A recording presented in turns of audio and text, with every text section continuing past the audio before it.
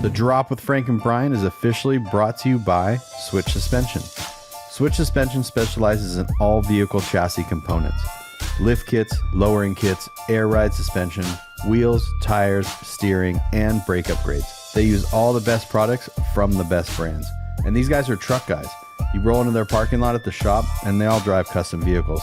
So they use their products that they sell on their own vehicles. So if you guys are looking for anything for your vehicles, whether you're just starting out or you just need some replacement parts or whatever, give them a call or visit their website, switchsuspension.com.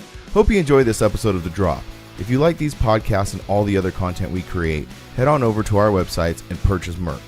Purchasing merch keeps us going and creating more content. Our websites are grinder-tv.com and livelifecustom.com. We really appreciate it. Now on to the episode. Oh, you're working right off the bat. Oh, see? now something else is going to go wrong. I know. I'm all prepared. Are you recording? Oh, I should probably put this by my mouth. I thought it was sound a little strange. Almost like the in The Good Life. That was Thai Good Life? Yeah, that was almost real bad. It couldn't have been that bad because nobody noticed it. I know. I was just like not one person. One guy in Australia circled it. My buddy Jamie. That East Coast Cruise Jamie that gave us the shirts and stuff. Thank you, Jamie, for giving me that shirt, man. I am really thankful. It's actually one of my favorite shirts. Really? It's a really nice shirt. I think it's on an AS Color shirt. But yeah, I really love that shirt. And he gave that to me quite a long time ago, and I never said anything just because I'm a piece of crap, basically. He knows. Thank you, Jamie. I really appreciate it. Thank you so much. And the cool stickers and the wonderfully nice handwritten message.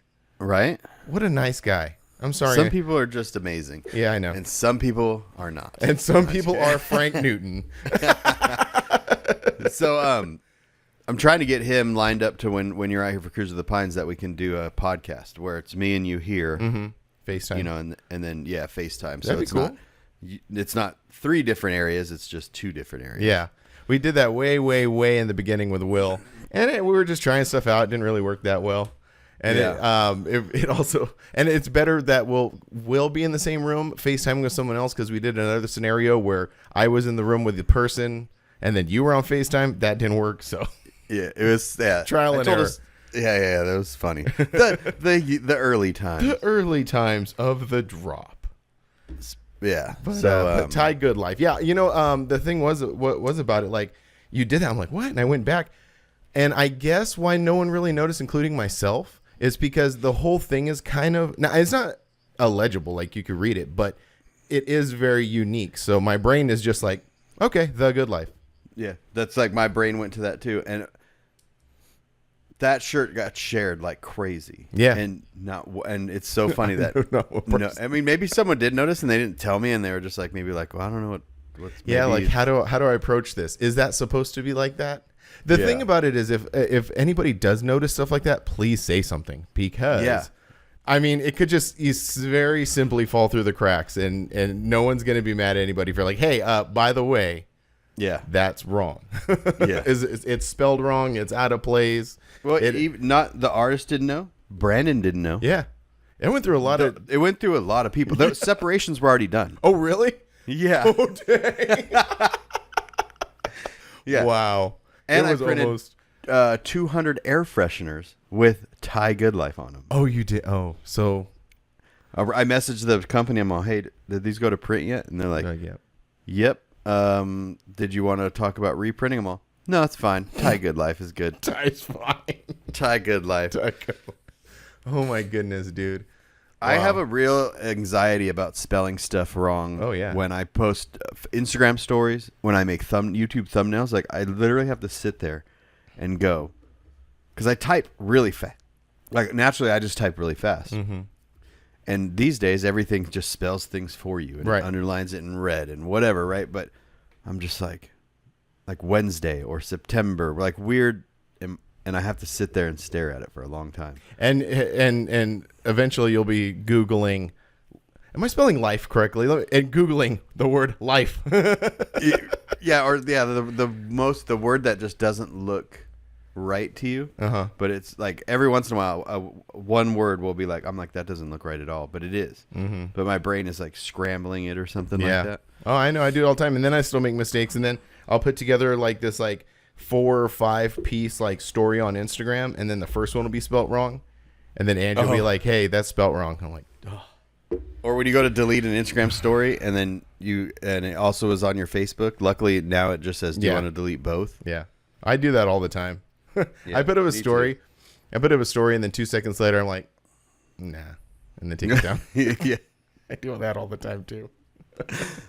Oh, that's so what funny. do you got today for a t-shirt? Broken Bones Garage? Yeah, it's my buddy's shop in Texas. Used to be here in Arizona and he moved to Texas. Okay. I'm just now I'm just curious to see what you're going to pop off with each week for t-shirts. Yeah, nothing like last week. That was so amazing. So I showed Joey that when he was here. Uh-huh. I was like, look at this t-shirt. This is Jeff's old company. And that's what I forgot to do, is look in the Grinder magazine for the original company that Jeff started. Jeff started a company with this guy Chris Moore that used to be in Forbidden. That wasn't Fuckmore, was it? Yeah, no, it was not Fuckmore. Oh. But that's funny because it started with a guy named Chris Moore, and yeah. Oh, okay. No, it was not that. But what was it? Anyways, so I have a very funny story about that company, but go ahead.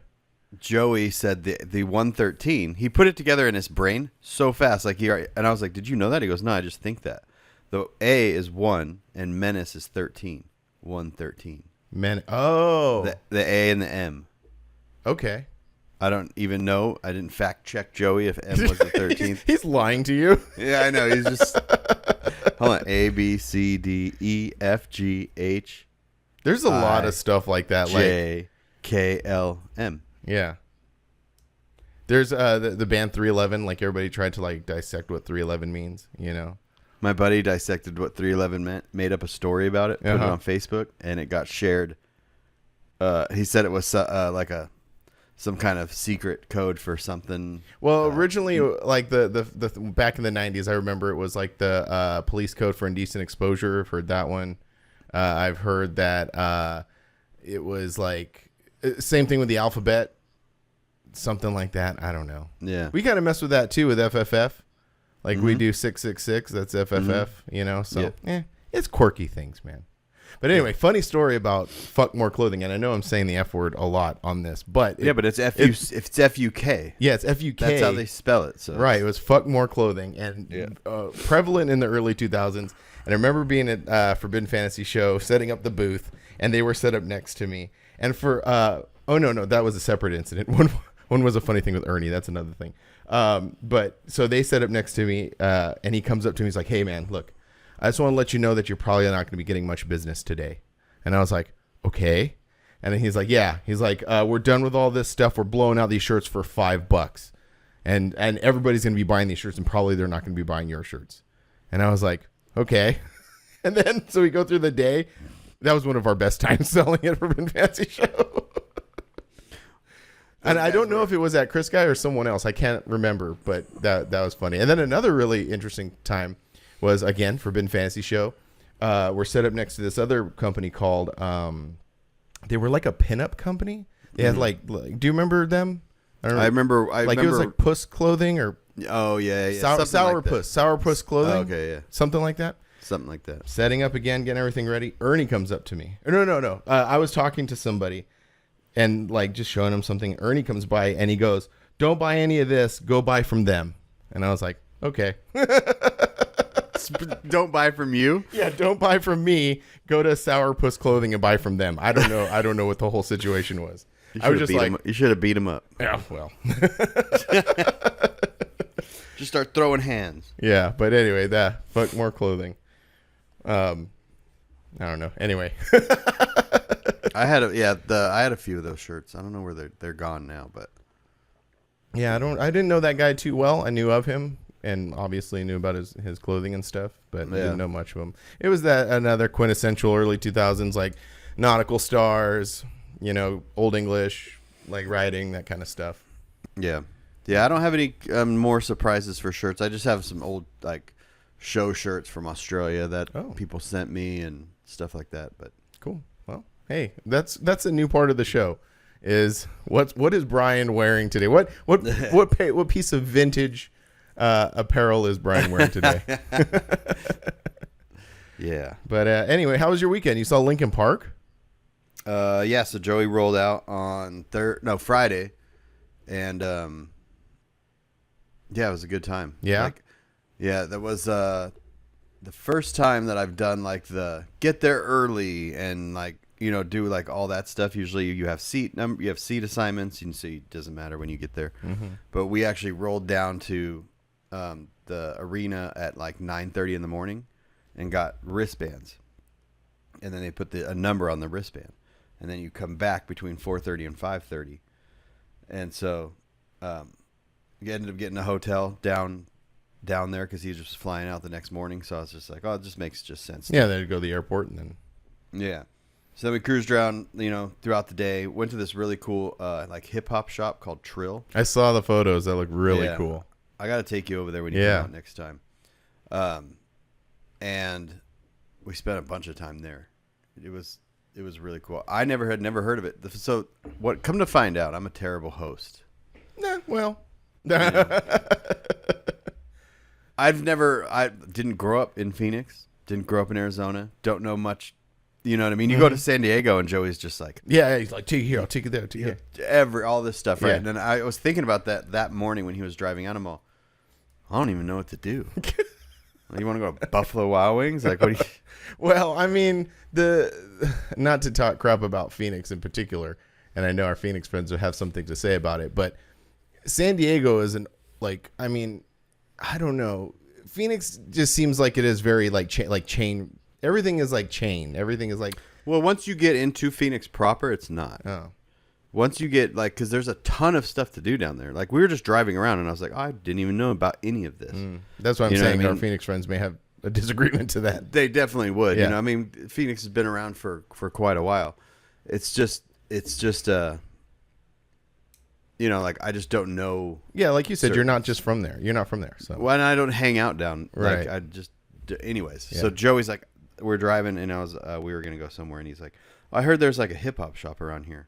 So he looked it up, and we ended up being like around the corner from it. Oh, that's cool. So it was freaking cool, and I went there and then met up with Will and Lindsay and Brienne and Carl and them because Carl was out here too, and had lunch, and then we got in line at like 5:00. But since we already had numbers, we were in the second line to go into the stadium. So we were probably like the 20th person to walk in there. Oh wow!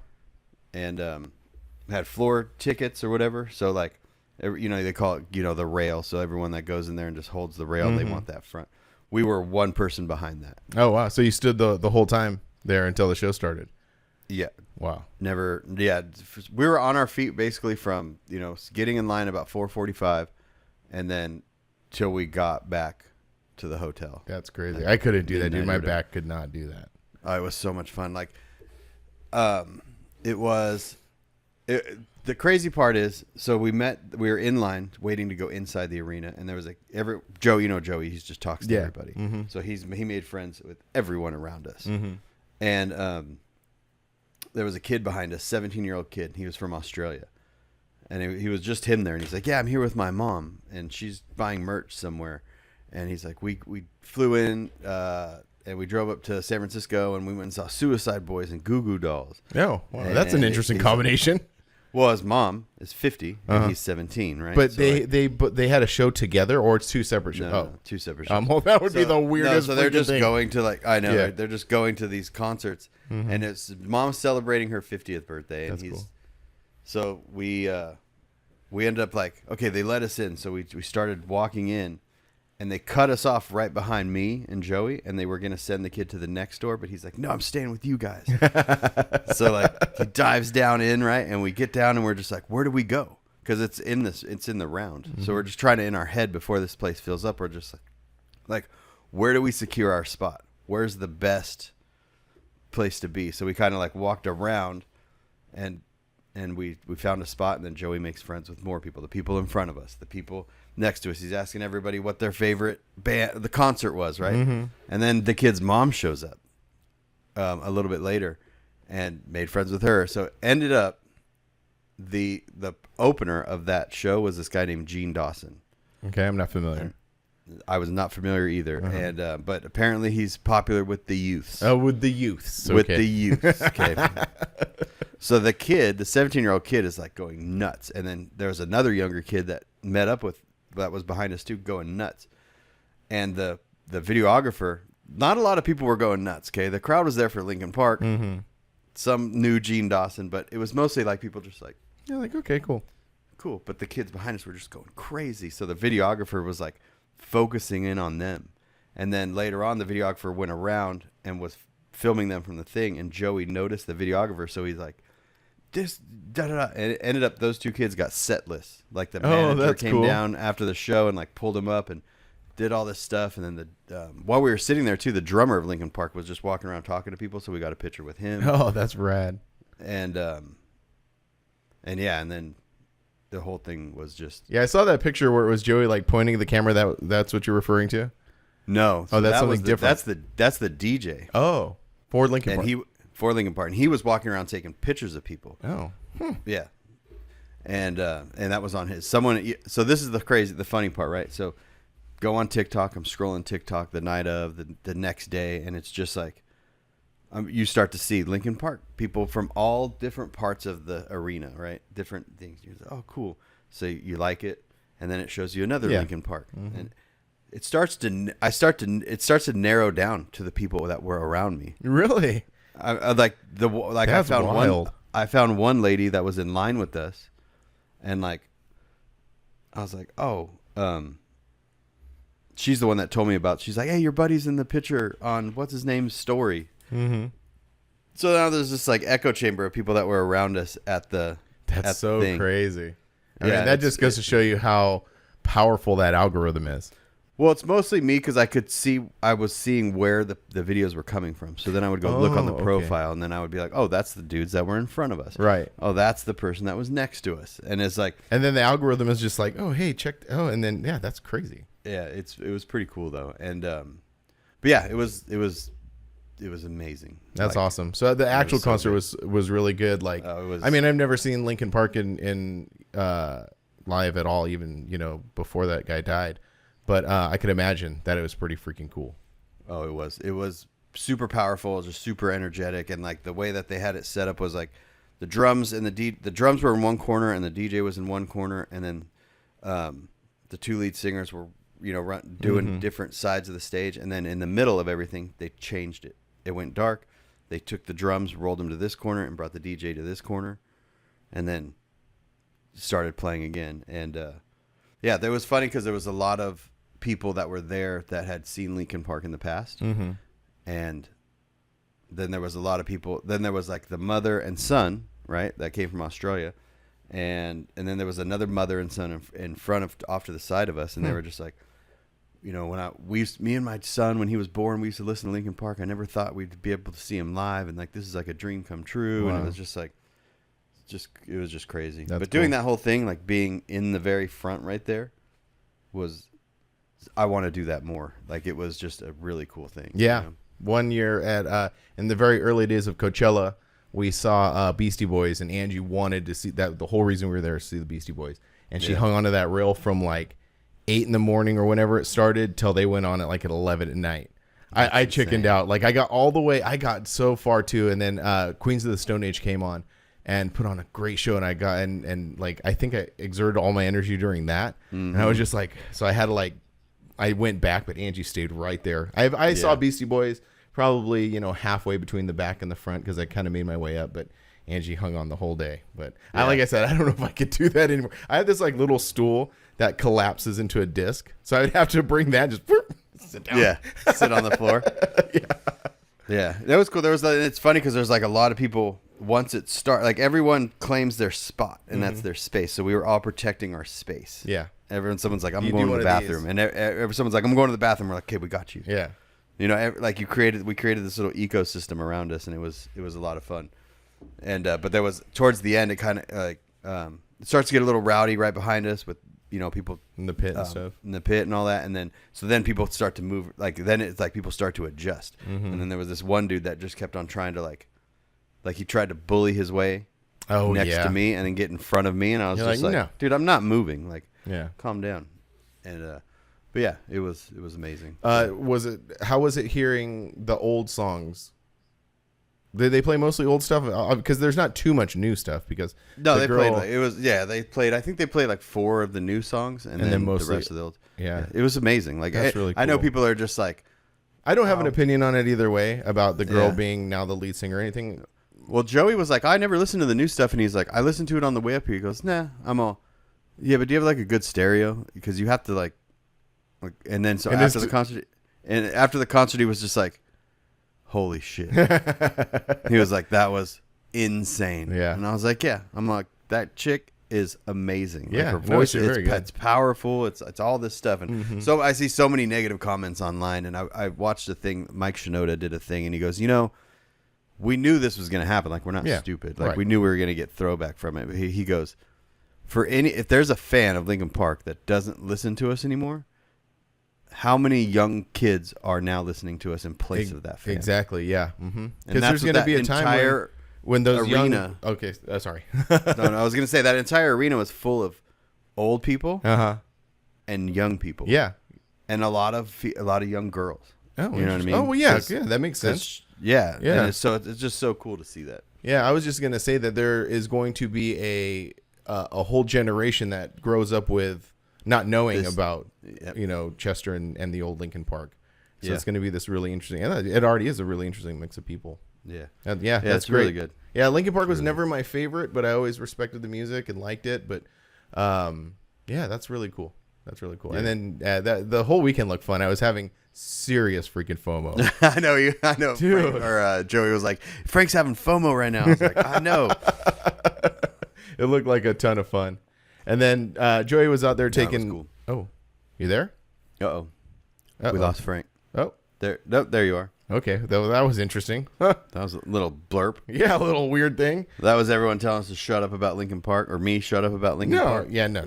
Screw that. Well, I mean, I was going to talk about trucks a little bit, about Joey taking his truck out there to get some work done on it. Yeah, I'm going to make a little video on that. Like, I made a video of when he pulled up and got out. Oh, cool. And then I put my camera away, and I was like, oh, I didn't get him talking about this. But I'm not going to make a video about, like, him and the truck. I'm just making a video about, like... Yeah, just sort of part of the whole process. Part of the whole process, yeah. So it's at Panda's right now getting the front end redone, right? No. Oh, it's not? It's on the side of my house. Oh, it's not yet. Oh, he's in line too? Oh, yeah. It's like a couple weeks out. Oh. Yeah. It was just a chance for him to, like... Oh, come drop it off. Come here, drop it off, all right. and all that. So, luckily, he doesn't need it to drive around every day and all that good stuff. So, no, my Tacoma's going there first. Oh, so your Tacoma. My Tacoma will be at Pandas. So, funny story about Pandas, right? Yeah. I'm like, okay, I'm going to go down and make a video about the progress on the red truck and just kind of like a catch up. Like, what has Panda been working on? It's been a while. Let's just have him run around the shop and explain why I haven't put out a video. You know what I mean? Just, all this stuff. So I'd go do that. I record this whole thing. I get home. I plug the microphone in the wrong hole on my camera. Oh, no. So I was using the wireless DJI mics. There's a little contraption that goes on top of the Sony. Mm-hmm. And you plug a wire from that into the Sony. Well, I plugged it into the earphone monitoring jack not the microphone. Instead of the microphone jack. And I kind of knew it halfway through. I'm like, I don't know. It was super weird. I don't know why I didn't pay attention to this, but got home, no audio. So I went back yesterday, re-recorded the whole thing. Oh, okay. So I thought this happened yesterday, because now you're like, oh crap, I don't have anything. No, so now the first part of this new video is just me voicing over what we did, because we actually had to lower the motor down. It was a really funny video, and I ruined the entire thing. No. That sucks. And does your camera, because my cameras are much older than yours, but like if I change my my audio settings over to manual, to like to an external mic kind of thing, there's no sound. Like if you unplug the mic, there's no sound. I see what you're saying. So mine is automatic. So if you unplug the cord, then it just it goes automatically. to So I had all this in-camera audio, but it's there's fans going, there's hissing, like the audio is really bad. You can't hear anything. And the reason that I wanted to put the mics on me and him was because we were walking around the shop, so he was over here, and so all this stuff. But now I have this thing that is just there's no wire needed. I had it, but I didn't use it. So now I just put the receiver on top of the shoe, on top of the camera, and there's a little wireless thing, and so there's no wires at all. So it all automatically syncs up. But I was still scared. I'm like, I hope this works. Like it's bouncing, the audio's bouncing, testing, and it's fine. And then I get here, and it's totally fine. But that's good. So that video's done. I just have to do the intro and outro of it. So do you think it'll be up by before this episode airs or at the same time? Is this on your channel? Yeah. Yeah, so it should be on. I'm just going to drop it Monday morning. Oh, okay. So same time as this. So if you listen to this, there's a new... or Sunday evening. I don't know. Yeah. Who knows? Who knows about all that stuff? Just whenever you feel like it. Yeah. Except for not on a Friday afternoon. Don't do that. Or a holiday. Or a holiday. Yeah. Learned all that.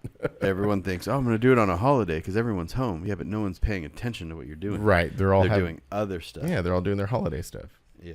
Mm-hmm. Yeah. Oh, cool. What was it gonna? I was trying to think if there's anything else I wanted to talk about that, but there's not. I'm just waiting for some more videos. I'm waiting for some more Panda content because I like it and it's interesting and it's really cool seeing all these trucks built, and I kind of want to know where I stand in this whole thing. I'm just over here. You'll know when you come out for Cruise to the Pines because you'll probably solidify something there. Yeah. So. Yeah. No, I'm not worried about it. Just being funny. It does suck. I can't imagine how it is for you because you did this big transaction, and the reason you did this transaction was not only just to have a Tacoma, but to do this whole content thing. Yeah. And now you're just like, well, like I've said many times before, I'm just having fun right now, just having it and driving it. You want to know what my biggest fear is? And I hope I don't talk this into existence. Maybe I shouldn't say anything. My biggest fear is something happening to the truck in the meantime. Oh, like getting in an accident? Getting in an accident. Like I drive it. You have insurance, and there's other Tacomas out there. Well, I mean, yeah, that is true, but it's just something that sits in the back of my mind because I drive it every day. I just do my little errands and stuff. And I was thinking about that. Like, you have this brand new Tundra, you got your Camry, right? Mm-hmm. And you're just like meep meep. Yeah, and then you're just in the Tacoma. And I was thinking about that. I was driving to Tanner's because I went and filmed at Tanner's yesterday too. And there was this crew cab Tacoma, like 01 to 03, the double cab with the little bed on it. And it had a little lift on it with big tires. But I've always liked those trucks when they're lifted with tires. Yeah. And I'm like driving behind it. I'm all, man, I could just sell the Maverick and get one of those as a daily. Oh, I love those. They look so cool. And I was just like, then I came home. I'm on Marketplace. I'm looking at them, doing all my math. And I'm just like, well, these get 16 miles to the gallon. This is because I want the V6, automatic V6, because I think they only come in V6s. I think the 4-doors do when they're on their. Maybe that's not entirely true, but the 6-lug suspension, right? Yeah, I didn't find any 4-wheel drives. I only found pre-runners, and I don't know if those are 6-lug too or not. But regardless, I wanted the V6 because I'm like the things I do with the Maverick, I could do with this. Tow my little trailer, do all this, and then I was like thinking of the San Francisco trip. I'm like, okay, the truck averaged like 20-ish miles per gallon towing that trailer up and down. If this thing gets 16 to 19 without a trailer, right, I might as well just drive a full-size truck. A Titan, yeah. A Titan that gets 20 miles. A new Titan that gets 19 miles to the gallon or something. I'm like, this is... So I just closed Marketplace. You're like, let's put that away. Maybe later on in life, I would... Because I've always loved Tacomas with a little bit of a lift on them. Oh, yeah. Like almost like the Hawaii style, right? You know what I mean? Or like the Overland style or like, the pre-runner style. Yeah, they always... Tacomas just look good. And they look good lifted or lowered, so... Yeah. So one day. Yeah, but yeah, no, man, I drive it every day. I wasn't driving it for a while because the battery died. And I was just like, I'll get that in a minute. You had a $30 tender on Amazon. Well, no, it was the battery that came with it was like what my mechanic, that's one thing he said. He's looking at everything. He's like, that battery's from 2015. He's like, you're probably going to need a new one. I was like, okay. And he was right. Yeah. It just took me a minute to finally be like, okay, fine, let's go get a battery and put it in. Yeah. And I slid that thing in there and drive it all the time. And I went to, I was like, dang, Joey's truck's just going to be sitting here for a minute. Does it need a tender? So I bought one. Now I have like 4 of these battery tenders. And then I was like, I wonder if my Tacoma will start. I haven't started it in a while. And I went to start. It's like, woong, woong, woong, woong. And the compressors kicked on too. I'm like, oh. So I put a tender on that and then went out and started it. And it started. Did you guys extend the battery cables on that? So you had to get on the ground and like get up under? No, it? just through. I can get it through the access hatch. Oh, okay. There's a wire that runs down to a post. And so I put the positive on the post and I just ground the negative on the frame or whatever. And okay. Yeah, that's one thing about like I get like this will be part of the sitting down Panda and stuff, but like I want the battery completely accessible because with the way that I am with batteries and everything and whatever, I need it like to just open up a thing and grab it and pull it out. Well, you'll have to get it from underneath the truck. Well, yeah, no, well, what about doing this is all the stuff I've talked to Panda about. Yeah. But I'd like just doing an access panel. I was even thinking like because like my idea for this truck is so like what's the word, utilitarian, you know? I don't mind having that thing in the bed. Just put it in a bed with like a little plastic cover. No, you don't want to do that. That's the stupidest thing I've ever heard. You want to put your gas tank back there and your compressors too? Kind of wanted the compressors and everything in the bed too. In the bed? I don't know. What? All right, I'm telling Panda he's not allowed to work on your Yeah, I truck. know, you're like, that's it. It's over. Find No, someone you else. just put it underneath the truck and then you run so your tailgate's going to open and close. It's not going to be sealed shut. So you just open your tailgate and then there'll be like a thing and then you put terminals right there. And then those terminals, if you ever need to jump start your truck or if you ever need to do anything, those terminals you just That's a good idea. right there. That's probably your compressors don't need to be your compressors are never going to fail. What do we always talk about? Why do we get the opinions that we get? Right? Well, because you've always had piles of crap. Exactly. Except your 4Runner. But even your 4Runner, think about your 4Runner. It never failed on you. Had quite a few dead batteries. Yeah, but the dead batteries from you not driving it. No, that's true. And too then, small. Yeah, and there was on a tender the whole time. So like that's the thing. Like my battery is accessible from the little hatch, but I can't. And if I wanted to take my battery out, I have to take my bed off. Oh, see, like that. But hold on. That was just a design flaw that we didn't think about. So now that's one of the reasons the Tacoma's going back to Pandas in a week because we're going to take the bed off. We're going to redesign that so where I can the battery just comes out of the bottom of the truck. Yeah, that makes a lot more sense. And that's the thing. Right? And then there'll be battery terminals to where I can just plug a tender into it. And then if the battery was ever dead, I can just take jumper cables, lift it. It'll be actually more accessible than if it was under the hood. Because under the hood, you have to do the step of popping the hood. They'll just be right there. You just plug the terminals in. Good point. Yeah. Yeah, you don't want any of that into bed because you don't want, you want to put your vendor booth stuff in the bed. Yeah. You know what I mean? So you don't want space. And wiring in the bed. That's just terrible. Yeah, that is a terrible idea. It's a terrible idea. Well, luckily I have good friends to tell me when I... Luckily you don't live here and I can make decisions for you out here. Yeah, I know. You go in there and check the progress. You're like, no. Let's scratch that, move that. Actually, I wouldn't do that. I would never do that. But Panda would do that. Yeah. He'd be Well, like, yeah, I'm not doing that. you know me. I am like completely open to being guided by people who know more than me. So And that's how I am too. I act all confident and stuff, but I'm not. I'm the complete opposite. I'm just like, I don't know what to do. Yeah. I don't know. What do you want to do? Yeah. Well, still waiting. Still looking forward to that. I put up some questions. Put out a thing yesterday asking about questions. Got quite a few responses. Okay. We haven't done this in a while. You want to drop it in? Oh. I'm like, how do I do that? All right, ready, go. Yeah. And drop. Drop it in. Drop everything. I knew drop. All right. All right. Yeah, we haven't done that in a while. Yeah. So we got a lot of questions. Got a lot of great questions. There's this. I don't know. Is this a new feature? I don't know. But you can drop a photo in the you can ask a question. Post that. Yeah, I don't know if that's a new thing or maybe just something that has been around. I just never noticed it, but I thought it was kind of like something cool, for people to drop a photo or a video of. Did anyone do that? A lot of people did. Really? Tanner dropped a great photo. Oh, great. Of you in that little. Remember when you rented that little tractor thing, the little skip loader thing? Yeah. So he dropped that photo. It was very good. Oh man, it was very good. And then we got another interesting one. This person, let's see. This is Jurgen _SK_low prez. He posted a photo of his truck, which is a really nice Tacoma. And he said, "Can you guys rate my truck?" Well, I thought that was interesting. Huh. Like, let me see it. Yeah, well, I mean, Just put it to the camera. you can't look at it on your phone. No, I could just do that. Oh, that's a 1.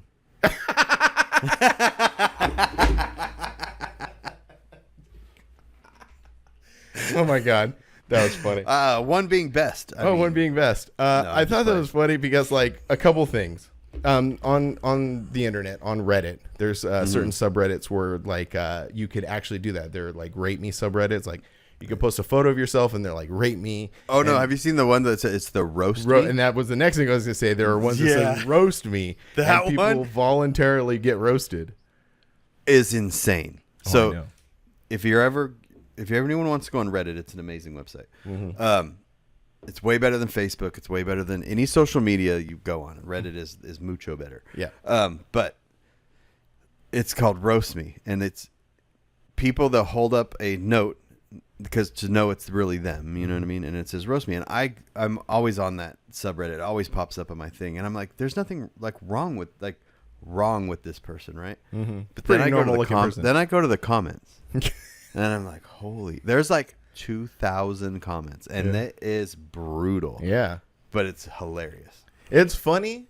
I guess some people like a little self-deprecation, I think. But I do think it's funny with this thing in particular. This guy asking us to rate his truck because, number one, who the hell are we to rate anything, right? Like, Yeah. it's not our place. But I guess specifically since he asked, like, that's what I was like. By the way, the truck is really cool. It is really cool. Yeah, it is. Super But like, it made me think. I'm like, what if it wasn't cool? Like, like, you know how we often say, like, okay, this person did these mods on their truck, but like they didn't ask for our opinion, Yeah. like we can't just say, hey, that's ugly. They didn't ask. This guy specifically asked.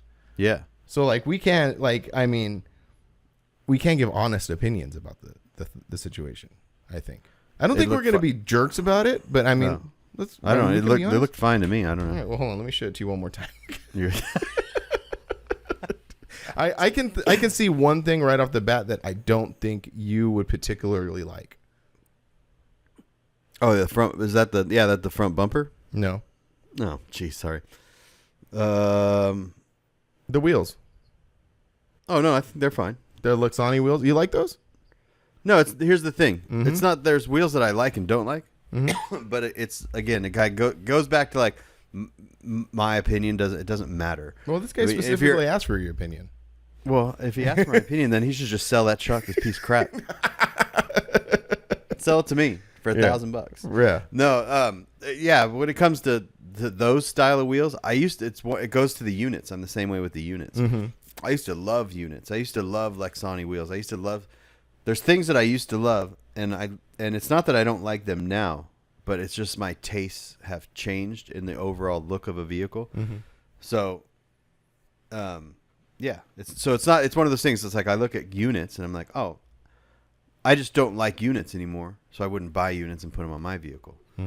It's not that I think they look bad or something. It's hard to explain. I know exactly what you're putting down. Yeah, my tastes have just changed to a different look of a vehicle. Yeah. Look at my 86 Toyota that I had was completely shaved. Everything that you could think of was shaved on it. And same with my Tacoma back in the day. Shaved corners, shaved taillights with Acura Integra tail. Like I look at that now, I'm just like, but I liked it back then. Yeah. It's just different. Yeah. So, yeah. I don't know. I don't know about rating.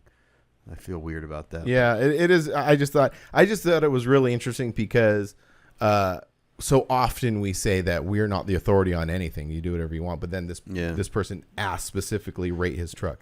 I think it looks cool. I like it. It's super cool. It's clean. It's not a pile of junk. It's not like all primered and dented. I think that's like the way you just said it is perfectly to round that truck up. It's just like super clean. Yeah. It's awesome. Daily driver-ish. It just looks Like kind of how you want to do your truck. You know what I Yeah, mean? no, it is. It's very- exactly. I mean, it's just super clean. It's on some Yeah. old school, the Lexani crystal wheels. Yeah. Classics. Super classics, like one of the classics. Yeah, I love everything about this truck. It's not buy drop. Yeah, well, just go on to the next question. Yeah, Nice. 2. No, it's kidding. No, I love it. You know, I love everything about it. I would drive that Yeah. truck every single day. More people should do that to their trucks and not worry about Yeah. like so many other, like, you know what I mean? I get in my truck and I'm like, this thing sucks. Like there's so much going on, and you know, I've talked about that before, but like if it wasn't for, I think if it wasn't for the YouTube content stuff that I'm doing now, I probably would have still, I don't know if I would have built my truck or not, but like definitely would have just done more of the route that you're going, which is getting a truck that's stock and making it just look stock but laid out. I don't know. Yeah. Well, I mean, that was just the situation you ended up in. It was kind of self-inflicted, really. It was. Oh, so anyway, that was cool, man. We appreciate that. That was really cool. Your truck is super cool. I love seeing when people send us pictures of their projects or their trucks. It's really cool. Oh yeah, definitely. I'm gonna completely forget, but the guy who has that yellow Toyota, like early '70s Toyota, he sends us photos all the time. I'm sorry, I don't remember your name. It's in the drop Instagram. It's a cool truck. Okay. Anyway, I have been really bad about looking at messages on the drop one. Mm-hmm. Well, we've been kind of bad, both of us, like maintaining that whole thing. So We're super busy. we're super busy, but we're gonna try better. This is my episode this week, so there will be. We're super busy watching YouTube videos. Leave us alone. Jeez, come on! Don't you understand where we're coming from? Yeah. So let's just jump right into the rest of these. Yeah. We'll start with our buddy K Fair and Kenny. He has a couple questions. One we'll answer more towards the end because it's a good question. He says, do you guys think some wheels would look better chrome or in a billet style wheel? Which is essentially what you did. You took a really nice looking chrome wheel and made it billet. So yeah. But it says, do you guys think some wheels would look better chrome or in a billet style wheel? Like, is he talking about the finish? Yeah, I don't know what he means. Yeah, because essentially a billet wheel is just a wheel made out of billet aluminum. You know, that's CNC cut versus stamped. I think maybe what he means is the finish is like like a chrome. shiny chrome wheel, because you can take it's like polished aluminum. Yeah, because I mean, essentially it looks the same. Like you could take an aluminum wheel and polish it and make it look chrome. Yeah. So I think that's what he's referring to. Will some wheels, like if you took Banks and made them with a brush finish instead of chrome, would that look better? It just depends on the truck, the color of the truck, the style of the truck. You know what I mean? Like, Yeah, a lot of factors involved. There's just a lot of factors. Yeah. Painted wheels. I mean, you could take some wheels and powder coat them. Mm-hmm. So, this is a good one from our previous guest, Lindsay, Pretty Low Apparel. Should women be able to have booths, or is that only for... women should not be able to do anything. Not vote. No choices about their bodies. Nothing. Nothing.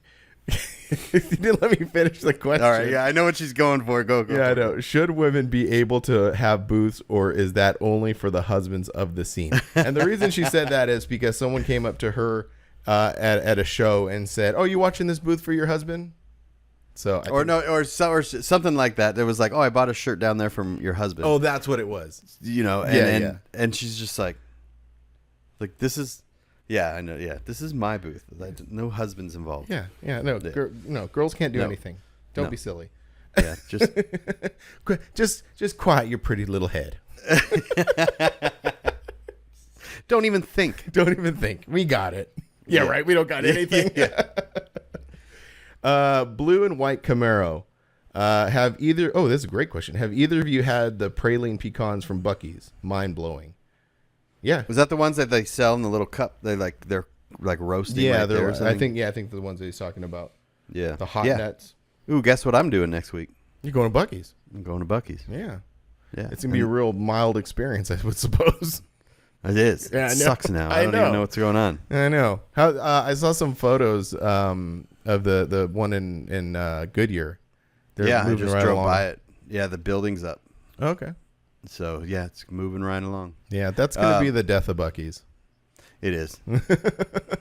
It is. No, it'll be fun. Because every time I'm driving home, like, it'll be, if I want to stop at QT to get a drink. Yeah, like, you're like, okay, this is going to be, because when I'm driving home from Pandas and when I'm driving home from downtown, anywhere, I have to drive right by that Buc-ee's. Oh, because that's before, I always thought it was more west of the 303, right? It's more east. Oh, yeah. It's so like it's two or three exits east of the 303. So anytime I'm driving, I have to drive by that or driving 2. Mm-hmm. So I could drive 2, stop by, get a breakfast burrito on the way to Pandas. Hey. Drive home. Which is objectively better than getting like something at QT, because QT is just microwave. QT is good. It's clean, and it's fast. It's like it's great. It's like 10 steps above a Circle K. Mm-hmm. You know what I mean? Like, but yeah, the food wise, yeah. If I'm never going to QT for they have brisket burritos there. I'm like, no, I'm not getting it. It's gross. Yeah, exactly. It'll be worth it to eat that if it's Buc-ee's. But yeah, yep. Moving right along, Nick _ Ramirez Z06. This is a really good question, and I was actually going to answer this one later, but we'll just do it right now. What is your favorite mini truck build of all time, or build in general? And we've talked about this before, but I have a more accurate answer to that. If you want to go ahead first, fine. Okay, I'll go. Okay, yeah. So been thinking about it since yesterday, and trying to think, like, what is my favorite truck of all time? I don't have one. I don't have a favorite truck of all time. However, I have many trucks that have influenced me in different ways over the years, and I just have a few of them written down. One that I never saw in person, but I've always loved, and I've said this before, is the orange Mazda that was on the cover of Mini Truckin' back in the day that had like the tribal tint. It was from Is it Ryan Westcott's? Oh, yeah, that's right. Oh, yeah. Westcott Plasma. That was his truck. That one I never saw in person, but I just from afar through magazines love that thing. Same thing with the purple Mazda that now resides in Japan. Like that was another one. Never saw that truck in person, but always, had a big influence on me. Ones that I've seen in person, the Time Machine.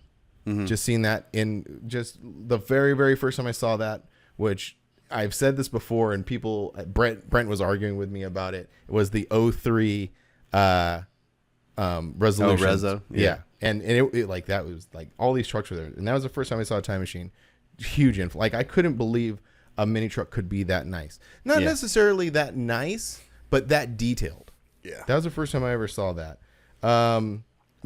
This is like a real off the wall one, but influenced me pretty heavily, is Mike A's black Tacoma, the one that you guys drove cross country, because that was the very first one that I saw someone actually like that you could do that. Yeah. Could get in it and drive it across country. So that was like really influential. And then seeing it in person when it was all finished at the Forbidden Show was like really nice. And yeah, he did a great job on that truck. Yeah. Finnegan's Tacoma was always a favorite of mine. Oh yeah, I totally forgot about that one. Yeah. Yeah, because it was wild graphics. It had, different graphics on both sides. And then it had the turbocharged motor. I forgot it was turbo. That's cool. Yeah, was it the stock motor or was it a different motor? No, stock motor, just turbocharged. Yeah.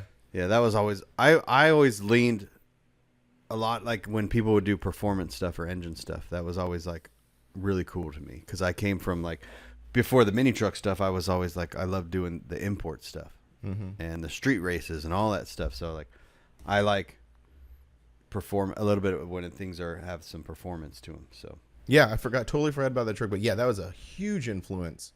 Well, I mean, Finnegan in general was like an influence when I was really young too, because he was doing like writing those editorials and stuff like that. Like I loved every one of those and loved his truck. And then that was he had Nemesises on one side, and then what was on the other side? I can't remember. I forgot. But yeah, two sets of wheels, two different sets of wheels. One side no graphics, one side complete graphics.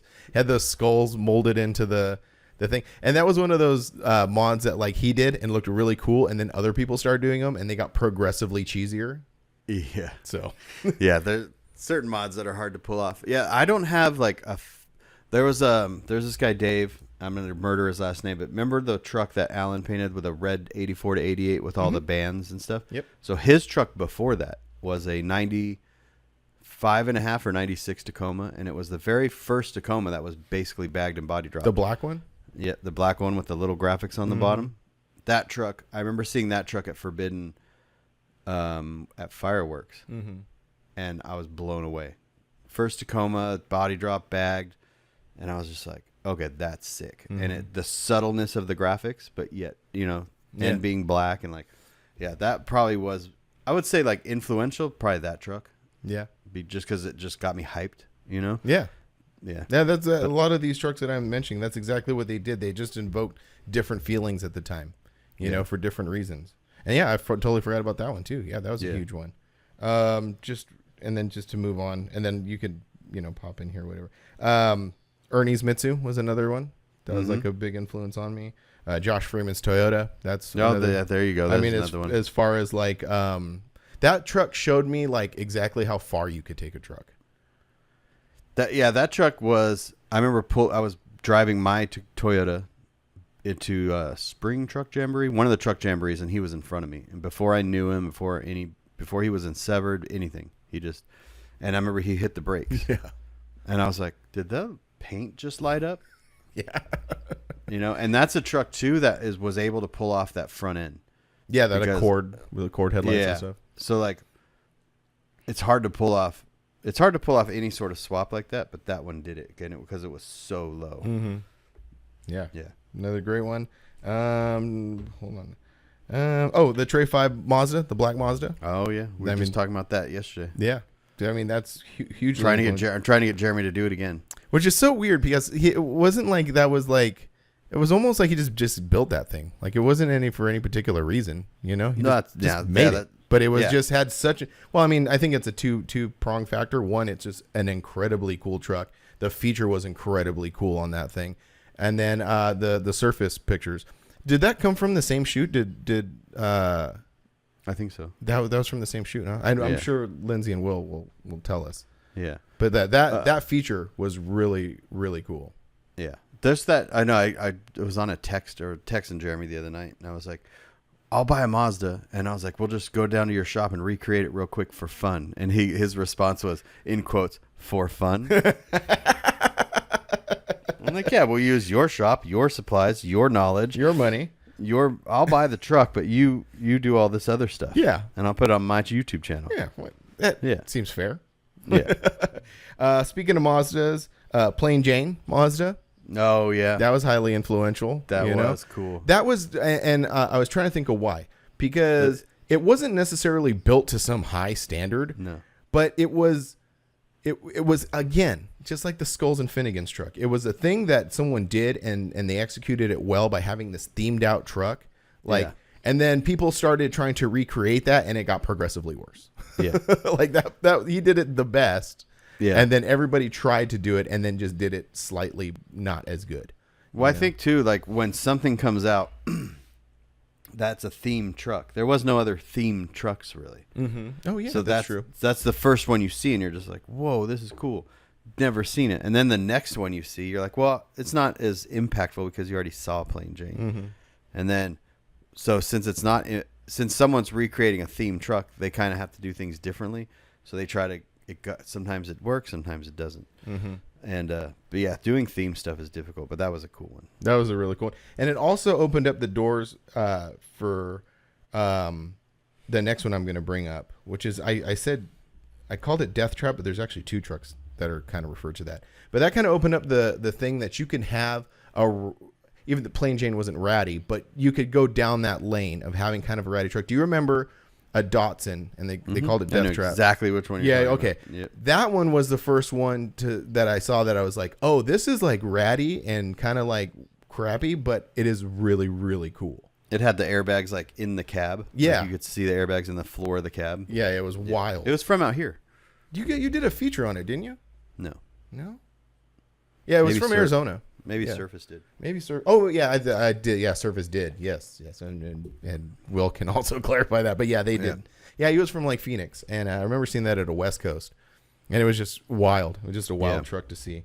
And the one that Far From Losing was another one that blew me away when I first saw it. Yeah.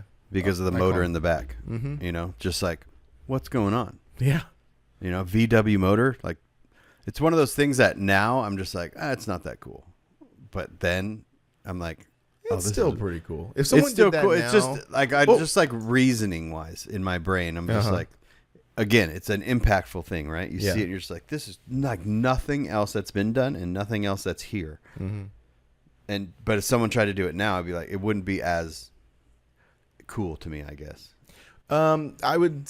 The only one that I would say that's kind of like doing that currently is that Mazda with, I think it's got a Subaru motor in it or something. The one from out here. Yeah. And it's got it's a Subaru motor, right, in the bed. Yeah. I mean that one's he's doing it pretty good. Yeah. Okay, so those are all trucks that were like very influential to me in different times. But if I was to pick one that like I wish I had, would be the Blue Tundra that Joel built back in the day. Yeah. That's my all-time favorite, which is funny because it's not a mini truck, but hands down, my all-time favorite truck is that Blue Tundra that Alan painted. Yeah. Did an amazing job on it. Good job, Alan. So, all right. So cool, man. And then, the reason I said Kenny had two questions was, never mind. Did Vanderberg have some questions? He did. The other Kenny? Yeah, the other Kenny, the Florida Kenny. We got a Nebraska Kenny. We got a Florida I drove Kenny. right by his house. Kenny's? Yeah. How do you know where he lives? I don't.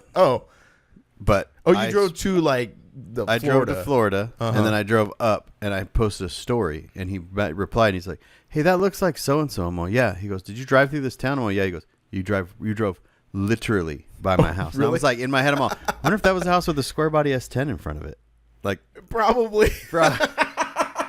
Was it green? No, it didn't. It wasn't that truck. Oh, okay. It was another square body S10 that was like up on Jack's or I don't know if it was even his house. That would have been so funny if you're like, man, Kenny lives in Florida. He has a green S10 with a bonsai. It couldn't be that one though. No, no. If I saw that, it would be different. Yeah. But imagine if he was standing outside and he just looks at me and I look at him. I'm all Drive by. I just go like this. Like That's funny. You're like, but he does have some questions. Let's answer his questions. He says, how does one qualify to donate time in the booth so y'all can enjoy the show or shoot some trucks? You just have to be there. Yeah, just be present. Yeah. Which is like, we can't say that because we're not necessarily very selective, but we've said before, like, not anybody could do it. You know what I mean? Like, if you volunteer your daughter's friend to do it, maybe not. But like a good friend like Kenny, like we know this person and we've known him a long time, like, or like Joey or anybody else who helps us out in the booth, that's way different. Yeah. And there's also one of those things too where you think you want to do it, and then you start to do it and you're just like, oh, this is not, because you don't have to be a salesman, but you have to be like, when someone walks up to the booth, hey, how's it going? And then you like, or you just have to be kind of interactive, but not overly interactive. Right. And then knowing where things are, and then knowing how to use the square on the phone. Like there's just this whole thing. And that has to, if like there are some, like Joey managing two booths, like with we have two different styles of how, we do things. And like, it's like Kim, our friend Kim, is the most qualified, best person to do it. She's the absolute best at it. Yeah. But yeah, I mean, you could, if you want to help out, hang out. We'll see. You can see the behind the booth life. Yeah. He also has some new drop shirt ideas. And I think I got a few of those people have sent me too. But I kind of, Kenny can maybe clarify this, but he just says new drop shirt idea: trucks, cameras, shows, tech, softball. Is that all on one shirt, or is that each individual shirt? I wasn't quite clear on what he meant on that. Yeah. We'll just have a list of things we do. The Drop of Frank and Brian podcast, photography, videos, shirts, watch YouTube, eat snacks, not make videos, not make videos. Stare at Premiere, just open at Premiere, just stare at Premiere. And then finally he says, what car truck do you regret you never sold or wish you could get back? He had his regret is selling his 64 SWB big window, SWB short bed, short wheelbase big window C10, and his 84 Supra. Oh, that's a cool one. Oh yeah.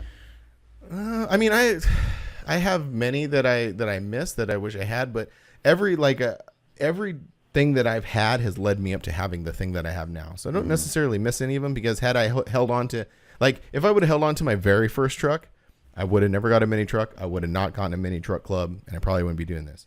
If I held on to the first mini truck I had, I wouldn't have gotten, you know what I mean? So like everything has a thing. Yeah. I regret getting rid of my first mini truck because I sold it to Pick Apart for $150. Oh, look at that. That's different. It was real bad. Yeah, that's and then I regret getting my Tacoma back and building it. In hindsight. That might have been. There's one there are three. There are three cars that I wish I had back that had nothing to do with mini trucking or being trucks. One is when I was about, I don't know how old I was. I was young. My family had a 59 Edsel. I don't know if you know what that is. It was pink. It was a four-door hardtop. It was pink with black interior, and I loved that car. I don't know why, but I was young. I was very young, and I just was in love with that car. Always loved being in it, cruising in it, just doing all sorts of stuff. So my mom had a 1975 Trans Am, and she had that when I was really, really young. And I remember her taking me to school in that thing, and due to some unforeseen circumstances, it burned down.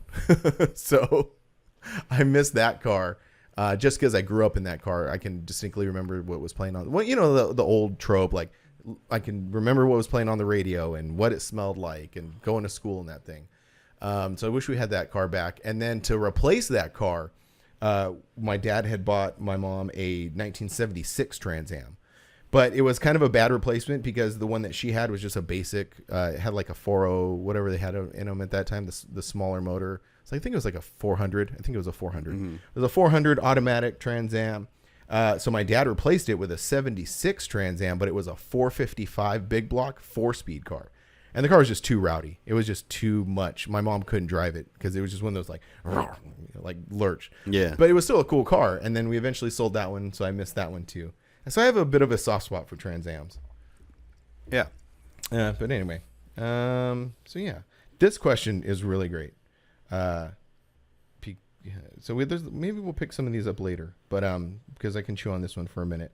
C10 Club New York. They said, here's a question relating to shirts and merch.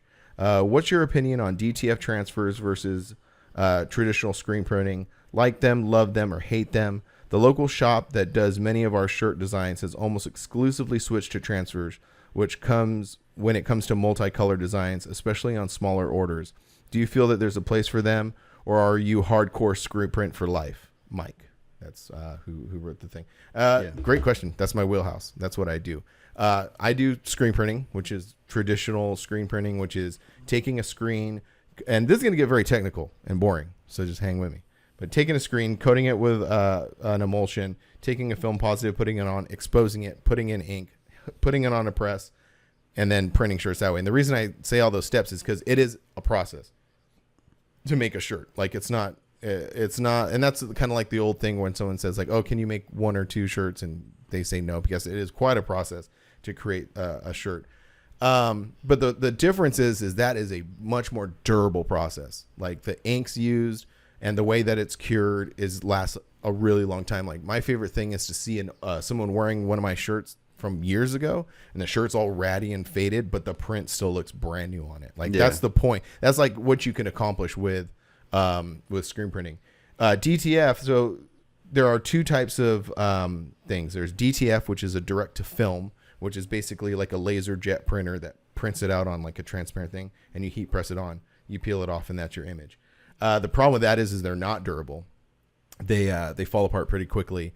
There are some companies who advertise like you can stretch them really far and they'll hang in there, but eventually they all deteriorate just because it's basically like, it's just like, it's not ink, not like an ink jet, but it's just like it's not very durable. It's not very durable. Yeah. And then there's DTG printing, which is direct to garment printing, which is where it's like, it's literally an inkjet printer, and you put the shirt on and you put it in a machine and it prints it just like a printer, like an inkjet printer. The problem with that one is, and this is kind of an interesting thing, like in early 2020s when like people were at home not doing much, like a lot of people bought DTG machines and thought they were going to jump into this business because it makes it seem like it's simple, that you can just load the shirt and it'll print it for you. But there's like a lot of prep involved to get to that point. Like you have to put a special spray on the shirt and then put it in the machine and then cure it. So it's like a 3-part process. The DTF kind of got rid of that part by just making it so you can print it out and heat press it on. The benefits is DTF, like he was saying, like if you got a photo or like something that has a million colors in it, easy. You just print them out, put them on, heat press them on, peel them off, and it's done. Yeah. But again, it's just cost effectiveness. Like I'm doing a softball team, their sweatshirts, and I use DTF transfers. One DTF transfer is $6, plus the cost of the shirt, plus the cost of prep the art, purchase the thing, get it, set it all up, and press it. After a while, that cost starts exceeding, like the thing that basically what those are really good for is like the middle of the mall. Like if you had a kiosk in the middle of the mall and someone rocked up and said, "Hey, I need these birthday shirts." Yeah, that's perfect. Like they're very like single use almost. Like more than like single not use. Single use, but like if you're just like, hey, like if you're a costume or if you're going to a party, like you said, like or if you're whatever, like it's very cost effective then because you don't mind spending the money on this thing that's going to be used in this one scenario. Mm-hmm. And then the other thing that I think of is like, so he's in a club and he has a local printer that goes DTF to print their club shirts, which is probably okay. Like if you're only making a few just for your club members and, but like I've thought about this. If I decided I was going to adopt this, like if I got some art, like I wanted to do a picture on a shirt or some art, would someone be happy coming up to the booth, paying me $25-$30 for a shirt and getting a shirt with that's heat pressed? Like, I don't know if the customer would be like, why did I pay $25 for this thing? That's how I look at it. Cause I've been very tempted. Very tempted to do like cause I wanted to do like a photo, like a straight up photo on a shirt, but there are other ways to do it. Like, you could do like a bitmap thing where it's like a grayscale, I think that actually looks better, So, I don't know. I don't know if I answered his question. It's really just whatever. It just depends on whatever you want to do.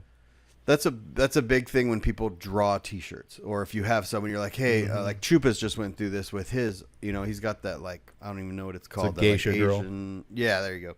And I was like, I think he talked to you about. You did, yeah. And it's just like it's so many colors. Like in that instance, if that's what your heart is set on that design, like then you have to go do it a certain way. But if you're in the process of planning a T-shirt, you remember that. Like, yes, if you have talk to the artist.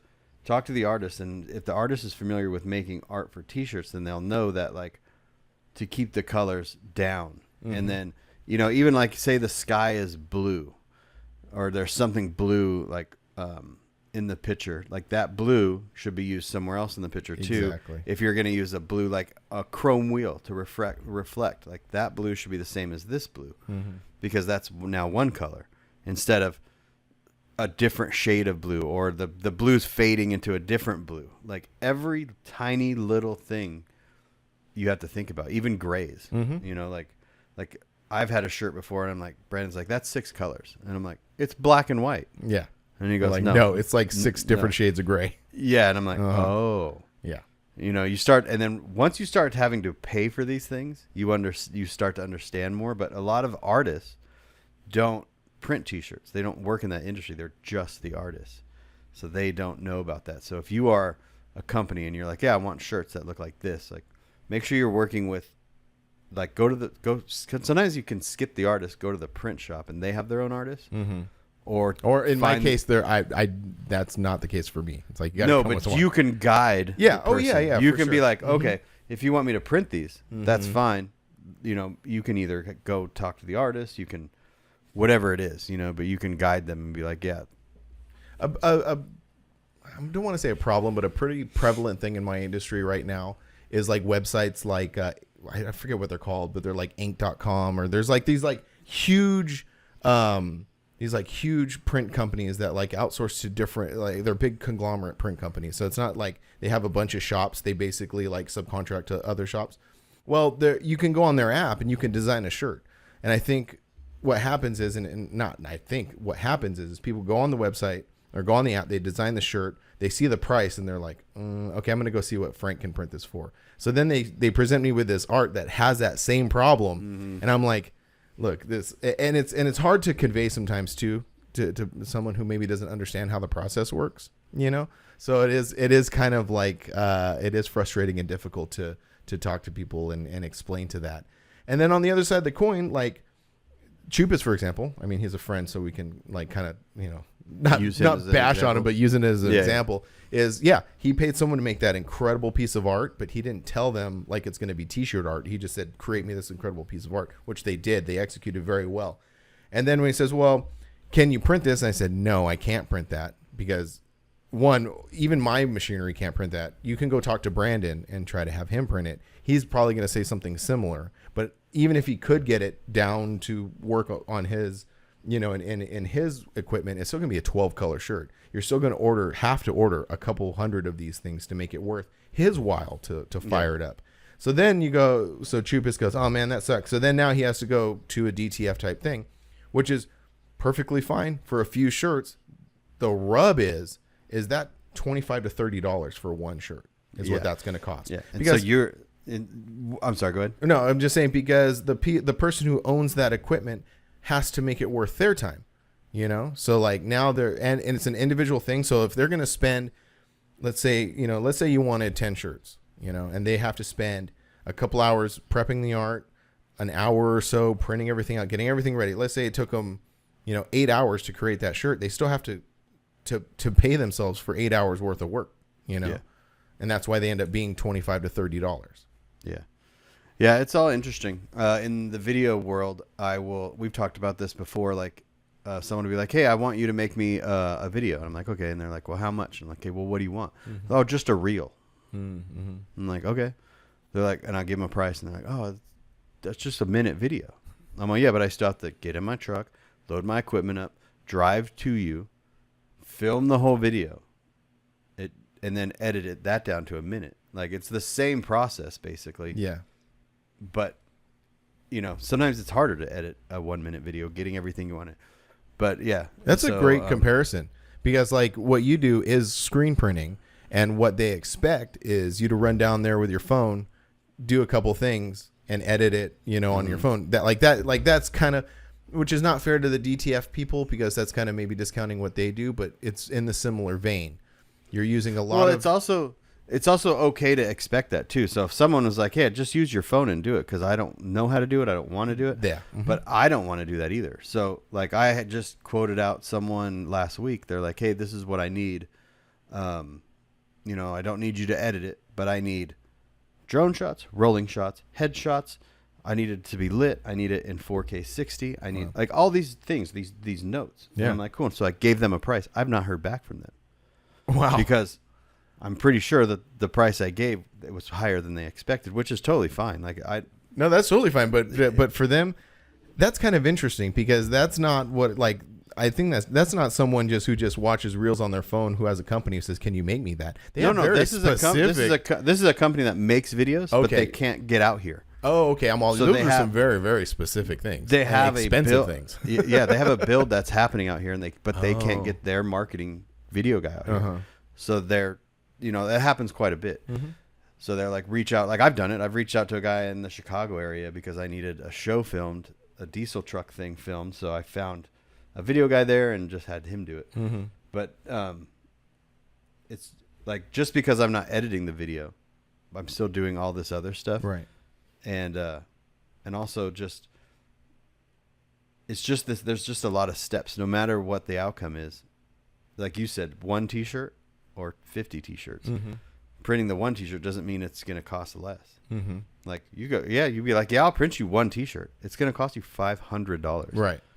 Because that's what it's going to, you know what I mean? Mm-hmm. Like, I have to make it worth my time. Mm-hmm. So. Yeah. And that's not to say that the technology's, getting better, but I've been doing this for almost 20 years now. 15-ish years now.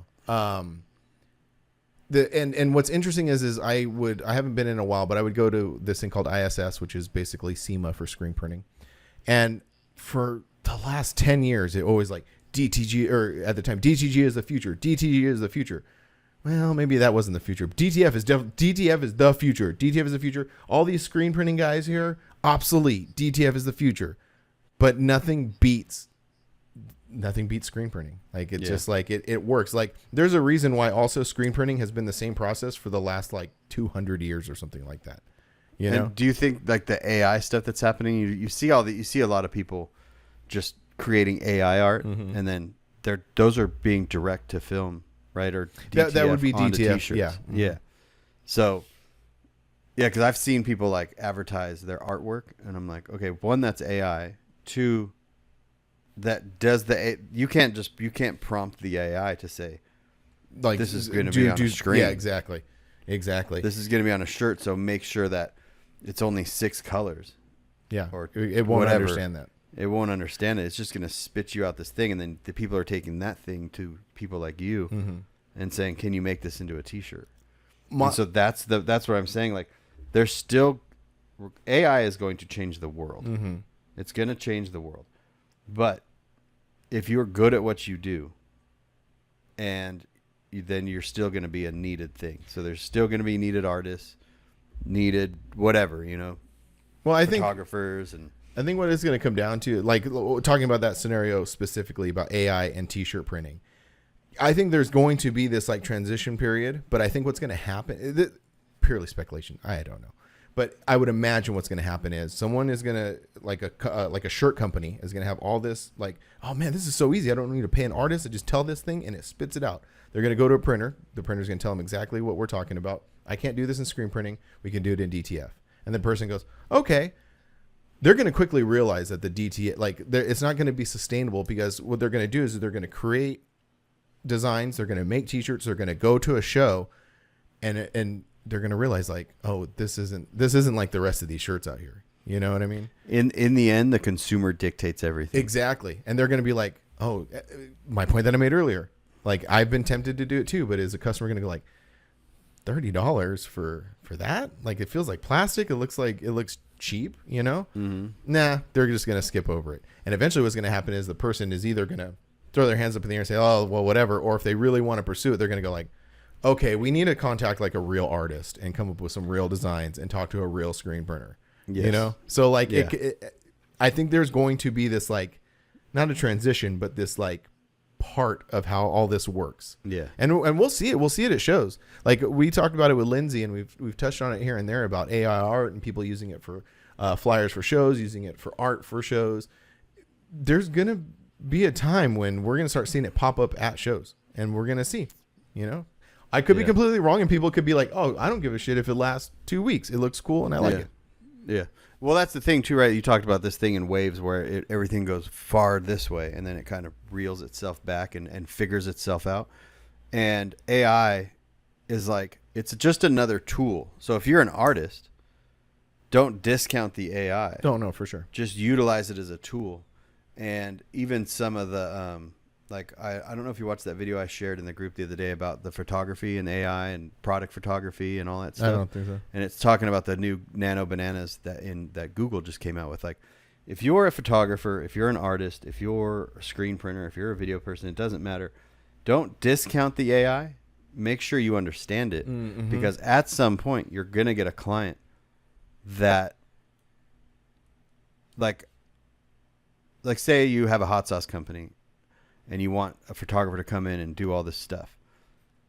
Well, that they, you know, take the picture of the product with good lighting and in a good situation and use it for marketing and stuff. That's a lot of steps, and it's very expensive when they can just use AI, right? The hot sauce company can just use AI. That's what that video was about. But does the hot sauce company know how to use AI? Oh, so they could come to you and say, hey, I want this. And you could just create it in AI, and you're still going to get paid because you know how to do both things. Right. A lot of these companies don't care that there's a shorter, cheaper, different way to do the process. They don't want to do the process. Right. They just want someone to do the process. Right. So you could, as long as you know how to utilize all these things, then it's just better. It's just like I said, it's more tools in your toolbox. I have another interesting thought. about what might be an interesting byproduct of this whole situation. So last night, actually, I was on AI on ChatGPT because I wanted to make a garbage pail kid of myself. And I don't know if you saw it in the group. Yeah. So I sat there, I wrote out a prompt, it spit it out. I tried to, try to get more specific to try to manipulate it to get what I want. And it eventually kind of got there. And I think what's going to be an interesting byproduct of is the more and more people who use AI who are trying to get it to do something, we're just going to kind of get used to seeing AI art. Mm-hmm. But then when someone comes out with an original piece of art that someone drew, it is going to blow people's minds. Like right now, not right now, but maybe there was a time when like we're making shirts, like you have an artist, I know an artist, we're making these things and we're going along. Well, people are kind of used to that. They're used to coming up to the booth, seeing art created by artists printed on shirts. Maybe there might be a point where there's so much AI art that when an original piece does come out, it's going to blow people's minds. They're just going to be like, and that's why true, like real artists will always have a place, because no AI can replicate exactly what an artist does. Yeah. I mean, it gets pretty close though. It gets very, very close. Well, in that video, and I would suggest to go, I'll resend it Resend to you. it to me. It is very interesting. And only for the fact that what the guy said, it was a picture of, I think it was hot sauce. And he's like, did all these prompts and he put it on a table and he goes, this will put me out of a job. He goes, this will 100% put me out of a job. Mm-hmm. He goes, this isn't perfect. He goes, but this is the worst it's going to get. Oh, that's a great point. That's really good point. Yeah. And he goes, and this only started not that long ago. Within the last couple of years. Yeah. And that's why I could be completely wrong. There could be a point where you could tell AI exactly what you need and be like, yeah, sure. There you go. Yeah. So but who then knows, man? It's almost like food, I guess, right? Like I would pay more money to go sit down at a restaurant and have good food from a good chef. Mm-hmm. But then there's like McDonald's and Burger King and fast food, right? The AI of fast food. The AI of food, right? Spits out a hamburger. Yeah. So, I guess the same with anything, right? Like having the human to human experience of something that's hand drawn will always be more special than. And I just had a thought of another byproduct of this whole thing.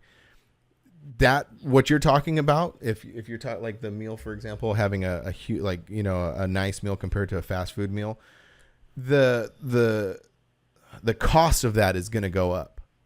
People will pay more, and there might be a point, because like right now everybody kind of does the same thing. Like for example, we have Graphic Disorder who comes up with designs for people's lines.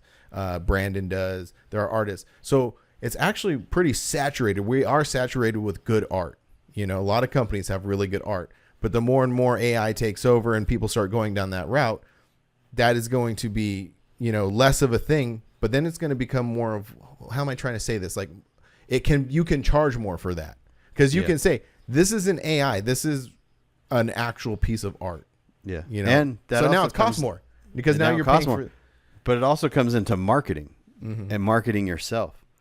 Like I have a original Pinstripe Chris piece of art. That's a perfect example. Mm-hmm. Right. So like that, he has marketed himself into this thing where of course his art is amazing. Mm-hmm. Right. But if you want him to draw it, you're not just paying for the art. Mm-hmm. You're paying for his time, because he's this person that you want this person's art. That's what I'm saying. Yeah. Yeah, that's exactly what I'm saying. Because right now we live in this ultra competitive, not ultra competitive, but we live in this competitive market where these artists are coming up with designs. Well, if that becomes less and less a thing, then you can charge more for it. Mm-hmm. Yeah, we'll see. So basically, everyone just keep drawing and getting better and better, and then marketing yourself. And there's going to be a bunch of AI stuff, but people are going to approach you because they want something special drawn by a person. Exactly. They're going to be like, oh, that's $35. But I mean, that's a badass piece of art that exists, We'll $35. Where are you getting $35? I'm just making up numbers. Making up numbers. That's what I'm saying. Like, what about if we get to a point when there's 10 t-shirt vendors out there and there are two? Here's another thing, though. When are we going to get to the point where people have to pay for the AI? Because how are these companies? These companies are spending billions of dollars on data centers, on whatever, and you can literally in 5 seconds go get a free piece of artwork.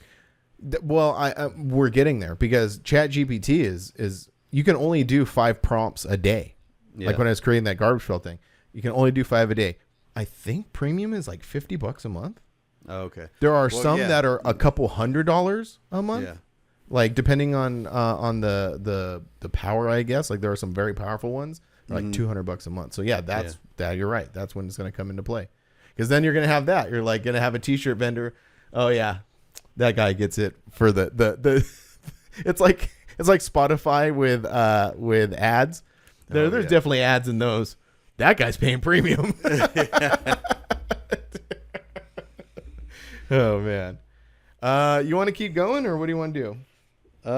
Yeah, I got about a little bit of time. let's do a couple more and then we'll save these for next time. Okay. Let's see. We did those. We did that one. Oh, so suicidal C10 asks your favorite mini truck ever. His is Oliver's Tacoma. We already talked about that. Yep. And then the one that popped it off was Nick Ramirez. We already talked about that one. We'll do a real quick bacon question. I don't know if you'll understand this one. See, so this is very bacon. He says, who's hotter, Cheryl coked out Pam or Lana? You don't know what any of that means. So there's a TV show called Archer. Okay. And there are characters on the TV show, and there's these 3 girls. Lana's always the hottest. Yeah. Yeah. Not coked out Cheryl.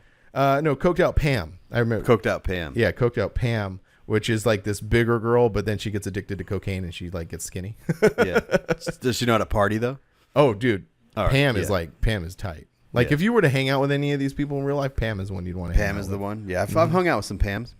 Oh, Pams are fun, dude. Yeah. They're just not long lasting. They're good in the short term. Oh, by the way, me being married with Angie for 25 years, I'm not saying in that regard. Pams are just fun to hang out with. Oh, yeah. Leaving that. We're not cutting that out. Yeah, I know people are like, haven't you been with your wife for 25 years? Yes. But I'm not talking about it like that. Like fun, like drinking, hanging out. Coked out Pam. Coked out Pam. All right, we'll finish it out with this one. Actually, no, we'll do 2 more. Matt, our buddy Matt from Houston. Do you prefer clean stock interiors or clean custom interiors? I think the answer lies in your first thing, which is clean. Right? Yeah, it doesn't matter if it's custom or not. Because you could have a fully blown custom interior, but as long as it's like done. Yeah, like not seams popping out or like. Yeah, you know, when waves and the stitching. Yeah. I think that's it. Like as long as it's clean, doesn't matter if it's custom or stock. Okay, this one we'll finish it out with. This is from _4ordy_, who also included a cool picture of his truck. I'll show you that real fast here. It's an Australian Mazda, or I don't know what they call them. Do they call them Mazdas, Rangers, Mazdas? Couriers? I think it's a Courier. Yep. Anyway, it's a B series Mazda with a Ford front end, which is a Courier. He says, "What's your opinions on Oz Minis and the different models, e.g., Ford Couriers?" Maybe I should have read this before I showed the picture. And Raider front ends. They're cool. Yeah, they're so super cool. Oh crap. Jeremy. Oh no. Yeah, Jeremy. Local finesse. Local finesse with the Raider. Yeah, with the Raider. That black one's so super sick. Like it's so rad. Yeah. There's certain trucks like the dual cabs they have down there with the really shorty beds. Are the first time you see them because we don't have those here. Well, we have them, but we don't have them with the super short beds like they do there. You're like, oh, that's so sick, but then you start to look at them more and more, and you're like, nah, that's not very cool. Even the Tacomas down there, they don't have the body lines in them. What do you mean? On the sides. On the bed? Like on the bed. There's no body way. lines. Oh, they're just like flat? Yeah, so you're just like, oh, that's sick. And then you're like, no, ours is better. But it's just is like that why else. Jasmine took down? Yeah. Okay. So like, so when you see certain things that you don't get in your own country, you think they think they're cool because you never see them. But then sometimes you reel that back and you're like, oh. But yeah, anything in that in like all that stuff. The best thing about Australia to me is the motor swaps and how clean they do the engine bays and how clean they do the interiors. And we do like clean interiors here and stuff, but like a lot of mini trucks here don't do motor swaps here. It's like, or they don't even have clean engine bays. Like it's just they just don't do anything to the engine bays. You know what I mean? Sometimes they clean them up, sometimes they don't, but it's like in Australia, they seem to really focus on that. Speaking of Jasmine and her Stout, did you see the new wheels she put on it? Those The Supremes? wire wheels? No, the Supremes. I haven't seen them. Oh, they're bad. Yeah. It looks super sick. Super sick. She's Which is insane. Oh yeah, it's amazing. It's actually incredible what she does. It's almost unbelievable. Right? I mean, yeah. Yeah. And I love since we're talking about her particularly, I love the comments that they don't doubt her, but they say things like, "Are you sure?" And a good example is when she was building those upper control arms. Mm-hmm. And in the beginning, when she was like mapping them out with the wire and stuff, and there were people in there like, "Are you sure this is gonna work?" And then they comes and it's like, "Oh shit, those are bad." I mean, she's a girl. She shouldn't even be allowed to I be know. that good. Duh. God, Jack, calm down, Jasmine. But yeah, that's it. And then there's a couple more we can do. It's nice that Jasmine's husband or fiance lets her be in the videos of his trucks that he's building. Right. Girls. But yeah, that's it. Yeah. Speaking of Australia, I want to bring up East Coast Cruise real quick because we talked about Jamie at the beginning of this. So East Coast Cruise is happening this year, and he's in the midst of getting it all organized, getting awards done and all that. So I just wanted to shout out them and that show because I think they took a year off last year and they're bringing it back this year. And when we talk to him, it'll be interesting because that's like the first big mini truck show down there, I think. And I went down there one time and yeah, it'll be. It's always the one that if I ever got to Australia, that's the one that I would choose to go to because there's not very many. Well, there's not very many, and then that is just the one I always heard about. Heard about that one. We got to go. We'll go next year. Yeah, you ready to be on a 15-hour flight? I don't know, man. After this last one, I thought maybe the more and more I flew, I'd be. I really don't like it. But Well, you've only flown a couple of times. Yeah, so and you really just need to fly more. Yeah, and like what? Okay, so you like roller coasters, right? I do love them. See, that's what I compare the taking off of the jet. It's like puts you back in your like. It's just like a ride. It's not, but I don't know.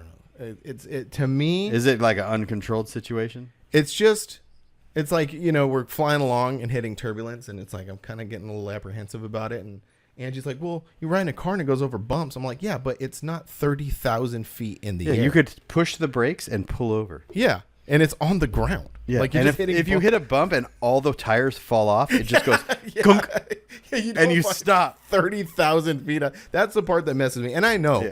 And I know a lot of people are saying this. Well, everyone always says that, right? Oh, you're more likely to get in a car accident but that doesn't matter. Well, and that's what I'm saying. A lot of people are saying right now, like the physics of it can never fall out of the sky. Like it's almost impossible.